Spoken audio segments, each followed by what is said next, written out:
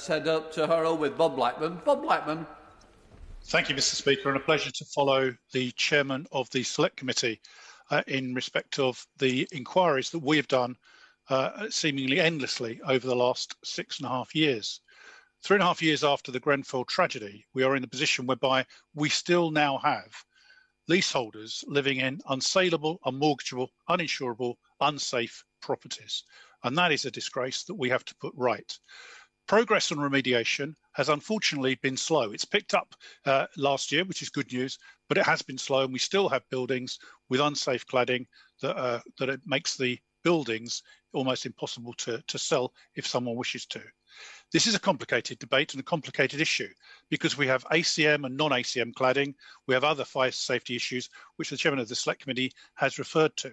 The government, however, is responsible for two things which are important in this process. First is the testing regime.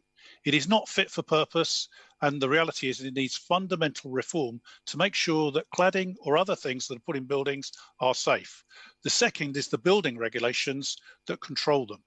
We have a problem, of course, with building ownership, which is complex and unclear, with many buildings owned by offshore trusts and other organisations. Now, we have to deal with those particular issues. But it is fundamental that leaseholders should not have to pay a penny piece towards the cost of remediating the unsafe cladding that is there.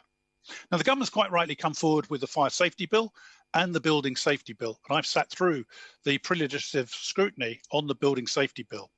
The problem with the building safety bill is it's going to take a very long time before that comes into law and is actually put into practice. So if the government is against the amendments by the honourable members for Southampton, Itchen and Stevenage, the government is on a bound then to come forward with alternative amendments that meet the fundamental principle that leaseholders should not pay. So the key then is, what do we do for the people that are in this position? Surveys cost an enormous amount of money. The industry cannot have the capacity at the moment to actually rectify all the damage that's done. And what is clear, that we need to make sure that the building owners and those responsible actually foot the bill. We've got to end self-certification of buildings. It's unacceptable that building developers can just self-certify that their buildings are safe and are within the scope.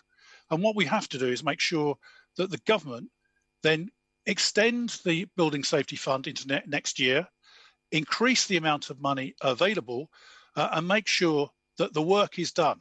If necessary, taking over these buildings and then turning them, remediating them, and then turning them to commonhold so the leaseholders know they have a safe building and not paying a penny.